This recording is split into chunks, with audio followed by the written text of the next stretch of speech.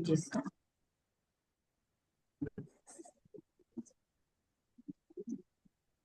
ٹھیک ہے.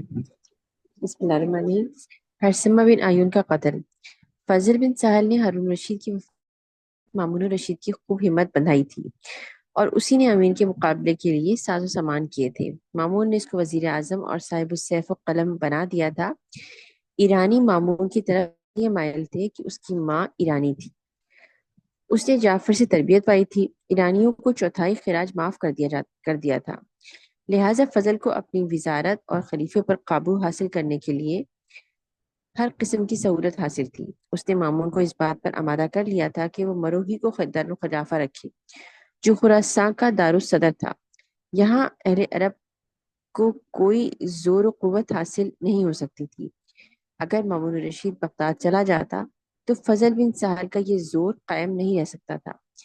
اور ہاں اہل آ، اور ہاں اہل عرب خلیفہ کو اس طرح فضل کے ہاتھ میں کٹپتی کی طرح نہیں چھوڑ سکتے تھے. فضل بن سہل نے اپنے بھائی محسن بن سہل کو عراق و حجاز وغیرہ مالک کا حکم و وائسرائے بنا کر اہل عرب کے زور کو کم کرنے کا سامان کر دیا تھا. ہرسمہ اور طاہر دونوں زبردست سپہ سالار تھے.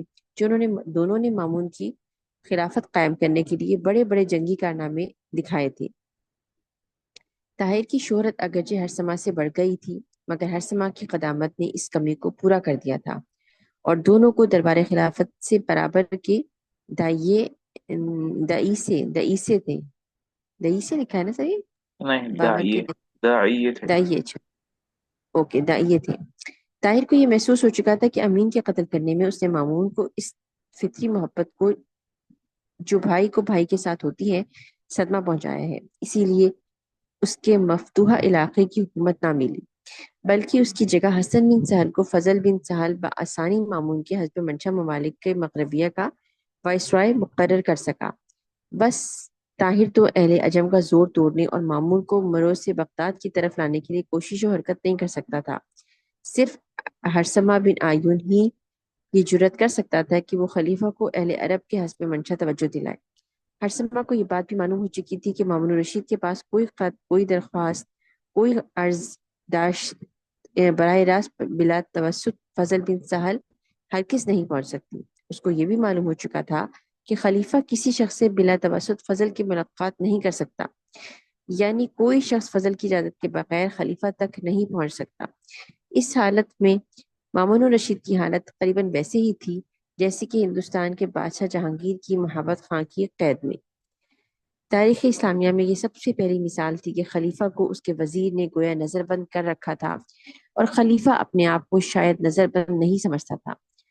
اب ابو سرایہ کے قتل اور مکہ کی طرف فوج بھیجنے کے بعد ہرسمہ کو معلوم ہوا کہ مامون رشید کو اب تک عراق و حجاز کی بغاوتوں کا کوئی حال معلوم نہیں ہوا اور وہ ملک کی عام حالت سے بالکل بے خبر ہے. چنانچہ ہرسمہ فوراً خراساں کی طرف اس ارادے سے روانہ ہوا کہ میں خود دربار میں حاضر ہو کر تمام حالات سے خلیفہ کو واقف کروں گا اور فضل بن سہل کی ان کارروائیوں کو کہ اس نے اب تک خلیفہ کو بے خبر رکھا ہے افشاں کروں گا. ہرسمہ حسن بن سہل سے رخصت ہوئے بغیر خراسان کی طرف روانہ ہو گیا. فضل بن سہل کو جب اس کی اطلاع ہوئی کہ ہرسمہ دربار خلافت کی طرف آ رہا ہے تو اس نے مامون رشید سے یہ حکم لکھوا کر بھیجا کہ تم راستے ہی سے شام و حجاز کی طرف چلے جاؤ، وہاں تمہاری سخت ضرورت ہے. ہمارے پاس خراسان میں آنے کی ابھی ضرورت نہیں ہے.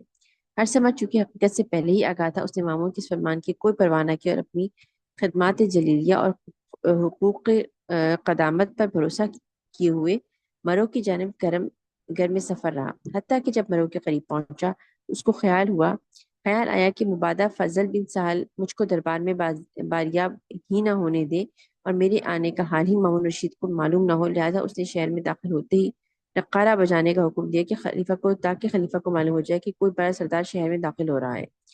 ادھر جب فضل کو معلوم ہوا کہ ہرسمہ نے حکم کی تعمیل نہیں کی اور برابر مرو کی طرف بڑھتا چلا آ رہا ہے اور میری شکایت کرنے کا قصد رکھتا ہے تو اس نے مامون رشید سے کہا کہ مجھ کو معتبر ذرائع سے معلوم ہوا ہے کہ ابو سرایہ کو ہرسمہ نے بغاوت پر آمادہ کیا تھا اور جب ہرسمہ کو اس کی سرکوبی پر معمور کیا گیا تو اس نے ابو سرایہ کو صاف بچ کر نکل جانے دیا اور حسن بن علی نے اس کا کام تمام کیا.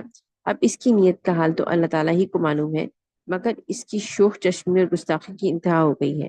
کہ آپ نے اس کو شام کی طرف جانے کا حکم دیا، اور اس نے اس حکم کو پڑھ کر ذرا بھی پرواہ نہ کی اور خود سرانہ طور پر مرو کی طرف آ رہا ہے۔ جب ہرسمہ مرو میں داخل ہوا اور شور و غل اور نقارے کی آواز مامون کے کانوں تک پہنچی تو اس نے دریافت کیا کہ یہ کیسا شور ہے۔ فضل نے کہا کہ ہرسمہ آن پہنچا ہے اور وہی گستاخانہ اور فاتحانہ انداز میں داخل ہو رہا ہے۔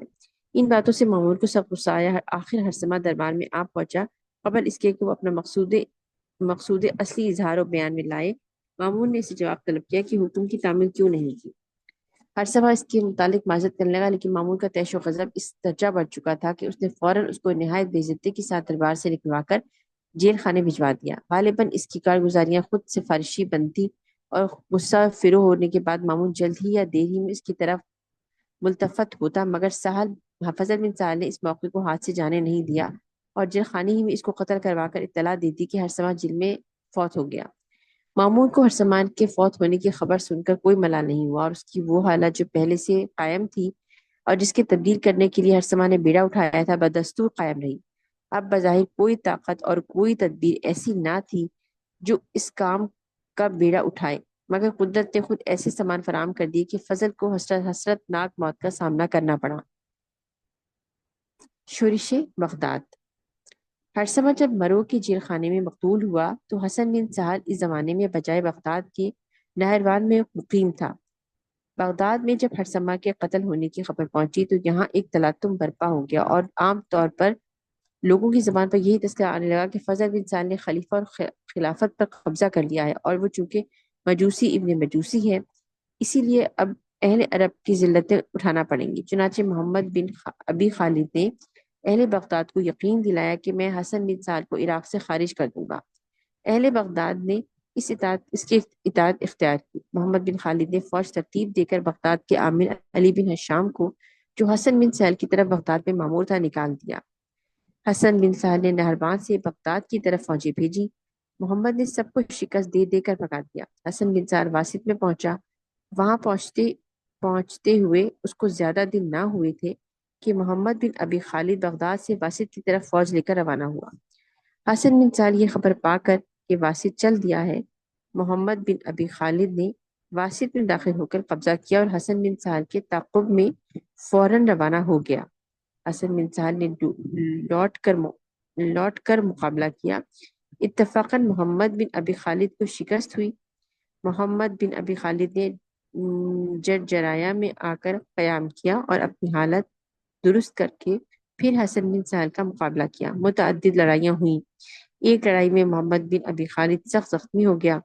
اس کا بیٹا اس کو لے کر بغداد میں آیا، اور یہاں آتے ہی محمد بن ابی خالد فوت ہو گیا۔ اس کے بعد اہل بغداد نے منصور بن مہدی بن منصور عباسی کو خلیفہ بنانا چاہا، مگر منصور نے انکار کیا، اور آخر بڑے اصرار کے بعد منصور کو اس بات پر رضامند کر لیا کہ خلیفہ مامون ہی رہے گا، اسی کا نام خود میں لیا جائے گا، مگر بجائے حسن بن سہل کے نائب السلطنت منصور بن مہدی رہے۔ چنانچہ ماہ ربیع الاول سن 201 ہجری میں منصور بن مہدی نے بغداد کی حکومت اپنے ہاتھ میں لی، اور عیسیٰ بن محمد بن ابی خالد سپہ سالار لشکر مقرر ہوا۔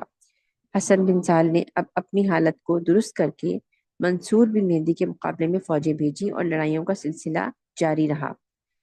یہاں یہ ہنگامہ آراریاں ہو ہی رہی تھی کہ ادھر مرو میں مامون الرشید بالکل بے خبر اور مطمئن تھا، کیونکہ فضل بن سہل نے اس کے پاس براہ راست خبر پہنچنے کا کوئی ذریعہ باقی نہیں رکھا تھا۔ منصور بن مہدی اور حسن بن سہل کی مارکہ آراریوں کے زمانے میں بغداد کے اوباشوں اور بدماشوں کو آزادی کے ساتھ بدماشیاں کے ارتکاب کا خوب موقع مل گیا۔ لوٹ کھسوٹ، ڈاکہ زنی، چوری، زنا، ظلم و تعدی کی وارداتیں بکثرت ہونے لگی، اور منہیات شرعیہ کی اعلانیہ ارتکاب میں کوئی حجاب و تعامل باقی نہ رہا۔ یہ بدعنوانیاں جب بڑھتے بڑھتے حد سے زیادہ بڑھ گئیں اور شرفاء بغداد کی زندگیاں وبال جان ہو گئیں تو بغداد میں خالد مد ریوش کیا کہیں گے اس کو ذرا؟ خالد مدریوش اچھا مدریوش اور سہل بن سلامہ، دو شخصوں نے لوگوں کو واجب بن کے ذریعے امر بالمعروف اور نہی عن المنکر کا کام شروع کیا۔ ان دونوں کی اس کوشش سے ان بدعنوانیوں میں بہت کمی واقع ہوئی، مگر سہل بن سلامہ کی طرف سے منصور بن مہندی اور عیسیٰ بن محمد بن ابی خالد کو بغاوت و سرکشی کا خطرہ پیدا ہو گیا۔ آخر منصور و عیسیٰ دونوں نے حسن بن سہل سے اس شرط پر مصالحت کر لی کہ حسن بن سہل خلیفہ مامون کا دستخی دستخطی امان نامہ منگوا دے اور بغداد کی جانب پر ان دونوں کی طرف سے مامور رکھے۔ چنانچہ حسن بن سہل بغداد میں داخل ہوا اور دونوں کی حکومت بغداد پر اپنی طرف سے معمور کر کے نہروان کی طرف واپس چلا گیا۔ یہ واقعہ سن 2201 ہجری کا ہے۔ یہاں یہ واقعات رونما ہو رہے تھے، ادھر مرو میں اسی رمضان سن 201 ہجری میں مامون الرشید علی رضا بن موسیٰ کاظم بن جعفر صادق کو اپنا ولی عہد مقرر کر رہا تھا اور بغداد کے واقعات سے قطعاً بے خبر تھا۔ چلے یہاں تک پڑھیں گے انشاءاللہ۔ تو مامون رشید کے نے جو وہی خلاصہ یہ ہے کہ اس کا جو وزیر اعظم تھا فضل بن سہل، اس نے سب کچھ ہائی جیک کیا ہوا تھا اور اس کو باخبر رکھا ہوا تھا ہر طرح کے معاملات سے، اور اسی وجہ سے اس کا ایک بڑا سپہ سالار ہرثم بن آیون، اس کو بھی مار دیا انہوں نے جیل کے اندر، صرف اپنی یہ ساری کی ساری جو جنگ چل رہی ہے نا عربوں کی اور اجمیوں کی چل رہی ہے۔ اجمی چاہتے ہیں کہ عرب جو ہے نا وہ غالب نہ آ جائیں، اور عرب کہتے ہیں کہ اجمی جو ہے نا وہ ہم پر غالب نہ آئے، لیکن انفارچونیٹلی جو ان کا وزیر اعظم ہے وہ اجمی ہے، تو وہ عربوں کو اوپر آنے نہیں دے رہا۔ چلیں جی باقی دیکھتے ہیں۔ السلام علیکم ورحمۃ اللہ۔